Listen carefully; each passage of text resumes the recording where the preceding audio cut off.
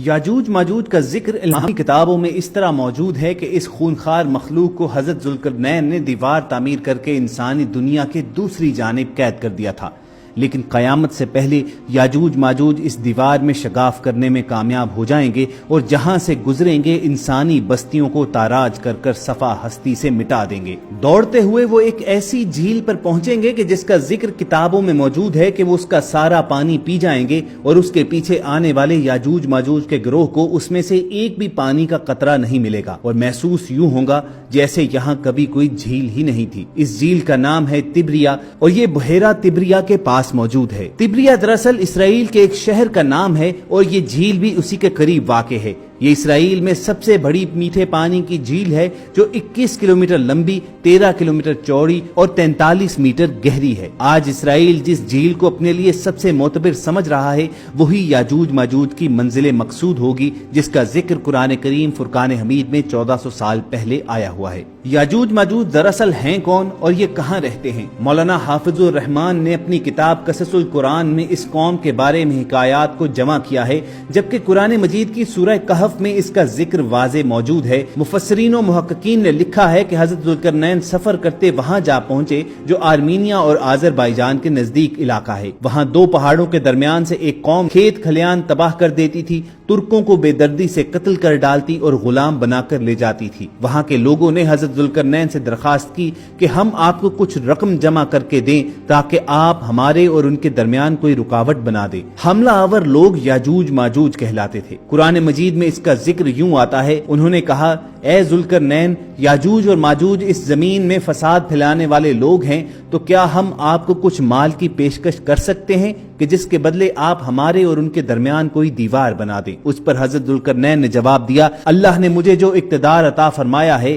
وہی بہتر ہے، لہٰذا تم لوگ طاقت سے میری مدد کرو تو میں تمہارے اور ان کے درمیان ایک مضبوط دیوار بنا دوں گا۔ پھر حضرت ذوالقرنین نے لوہے کے بڑے بڑے ٹکڑے دونوں پہاڑوں کے درمیان کھڑے کیے اور لوگوں سے کہا کہ ان کو دہکاؤ۔ جب وہ لال انگارہ ہو گئے تو اس پر پگھلا ہوا تانبا ڈالا گیا تاکہ لوہے کے ٹکڑے مضبوطی سے آپس میں جڑ جائیں اور چکناہٹ کے سبب کوئی اس پر چڑھ نہ سکے۔ چنانچہ یہ دیوار ایسی بن گئی کہ یاجوج ماجوج نہ اس پر چڑھنے کی طاقت رکھتے تھے اور نہ اس میں کوئی سوراخ بنا سکتے تھے۔ دیوار کی تعمیر کے بعد حضرت ذوالقرنین نے کہا یہ میرے رب کی رحمت ہے، پھر میرے رب نے جس وقت کا وعدہ کیا ہے وہ وقت آئے گا تو یہ اس دیوار کو ڈھا کر زمین کو برابر کر دیں گے اور میرے رب کا وعدہ بالکل سچا ہے۔ محققین کے مطابق قرآن مجید کی گواہی سے ثابت ہوتا ہے کہ حضرت ذوالقرنین نے جن پہاڑوں کے درمیان سفر کیا وہ کوکیشین ماؤنٹینز ہیں، جو دو سمندروں یعنی بحیرہ اسود اور کیسپین سی تک یہ سلسلہ پھیلا ہوا ہے۔ اس پہاڑی سلسلے میں ایک جگہ بہت ہی بلند ترین پہاڑ ہیں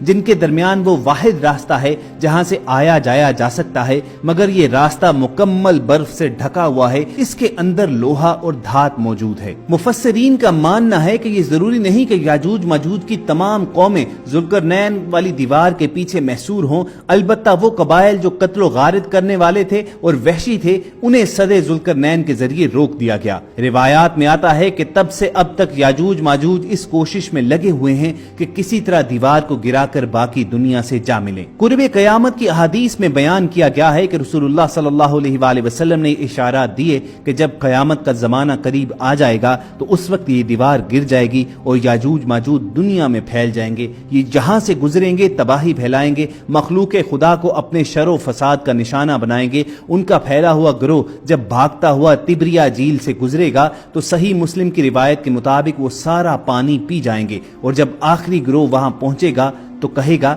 کبھی یہاں پر پانی ہوا کرتا تھا۔ یہ تبریا جھیل اسرائیل میں آج تازہ پانی کی سب سے بڑی جھیل ہے اور اس کا ذکر توریت و انجیل میں بھی آیا ہوا ہے۔ حضرت عیسیٰ علیہ السلام نے روایات کے مطابق بڑا حصہ اسی جھیل کے ساحل پر گزارا، اور مختلف احادیث میں اسی جھیل کے پانی کا تیزی سے کم ہونا یہ اشارہ دیا گیا ہے کہ یاجوج و ماجوج کے ظاہر ہونے کا وقت قریب ہے۔ قصص القرآن میں ہے کہ یاجوج ماجوج اسی جھیل کے ذریعے قتل و غارت کرتے ہوئے بیت المقدس تک پہنچیں گے اور اعلان کریں گے کہ زمین پر ہمارا قبضہ ہو چکا ہے۔ پھر اس کے بعد حضرت عیسیٰ علیہ السلام اور تمام مسلمان مل کر اللہ سے دعا کریں گے تو اللہ تعالیٰ ان کی گردنوں میں ایسا کیڑا پیدا کرے گا جو ان کی ہلاکت کا باعث بنے گا، پوری زمین ان کی لاشوں سے بھری ہوگی، پھر اللہ کے حکم سے بارش برسائی جائے گی جو زمین کو ان کی لاشوں سے پاک کر دے گی۔ یاجوج ماجوج کے نکلنے کا وقت ظہور مہدی اور پھر خروج دجال کے بعد ہوگا، جبکہ حضرت عیسیٰ علیہ السلام نازل ہو کر دجال کو قتل کر چکے ہوں گے، اور یہی وہ زمانہ ہوگا کہ جب قیامت قریب ہوگی۔